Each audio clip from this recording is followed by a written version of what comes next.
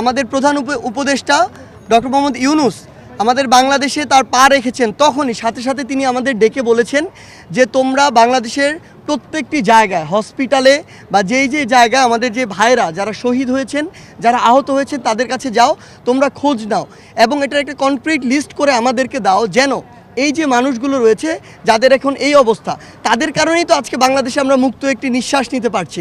তো তিনি বলেছেন যে অবশ্যই ওই মানুষগুলোর প্রায়োরিটি আমাদের সবার আগে। আমরা রাষ্ট্র গঠনে যাব ওই মানুষগুলোর খোঁজ খবর নেওয়ার পরে, আমাদের লিস্টটি গঠন করার পরে। সেই জায়গা থেকে আজকে আমরা ঢাকা মেডিকেলে এসেছি। আমাদের সমন্বয়ক টিমের বিভিন্ন অংশ বিভিন্ন জায়গায় অলরেডি যাওয়া শুরু করেছেন এবং যাবেন।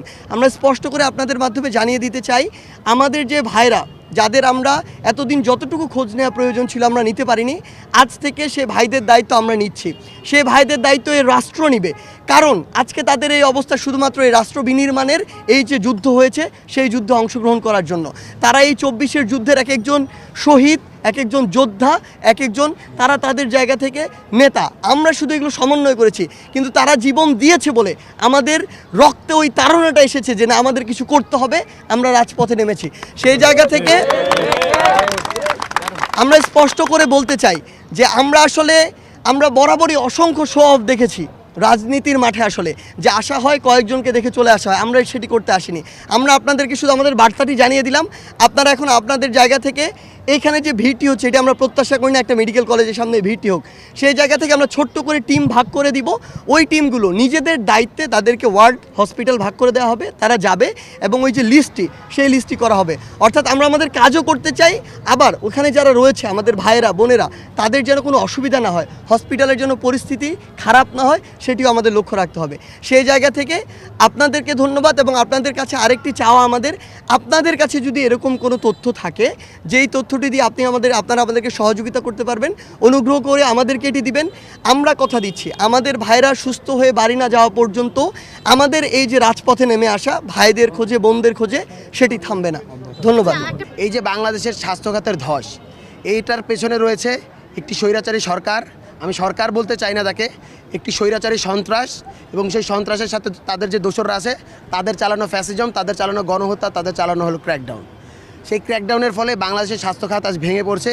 কিন্তু আপনারা জানেন যে আমাদের নতুন যে অন্তর্বর্তীকালীন সরকার গঠিত হয়েছে, তারা বদ্ধপরিকর। তারা বলেছেন যে এই যে যতজন অসুস্থ হয়েছে, আহত হয়েছে এবং যারা নিহত হয়েছে, তাদের দায় রাষ্ট্রই নিবে।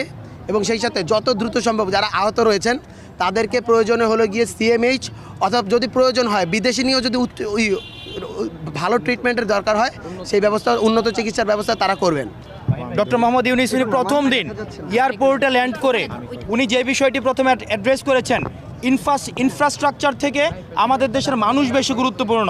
আমাদের দেশের মানুষ যেহেতু বেশি গুরুত্বপূর্ণ, উনি প্রথম দিনই বলেছেন যারা এই গণ আন্দোলনে, আমাদের গণ অভ্যুত্থানে এই স্বৈরাচার ফেসিবাদী সরকারকে পতন করতে গিয়ে যারা আহত হয়েছে, যারা নিহত হয়েছে, বিশেষ করে যারা নিহত হয়েছে তাদেরকে জাতীয় বীরের মর্যাদা দেওয়া হবে। এবং যারা আহত হয়েছে, আমরা আজকে হসপিটালে যখন গিয়েছি দেখেছি আমাদের একটা হসপিটালে করুণ একটি চিত্র, একটি মধ্যযুগীয় কায়দায় এভাবে নির্যাতন করা হয়েছে কিনা।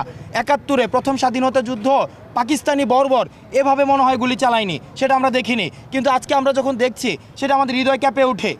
আমাদের অন্তর্বর্তীকালীন সরকারের প্রধান উপদেষ্টা উনি প্রতিশ্রুতি দিয়েছেন যে যারা আহত হয়েছেন তাদেরকে সিএমএইচে, প্রয়োজন অনুযায়ী সিএমএইচে এবং প্রয়োজন অনুযায়ী বিদেশে নেওয়ার ব্যবস্থা করা হবে এবং পরবর্তীতে সুস্থতার পরে তাদেরকে কর্মসংস্থানের ব্যবস্থারও রাষ্ট্র এই অন্তর্বর্তী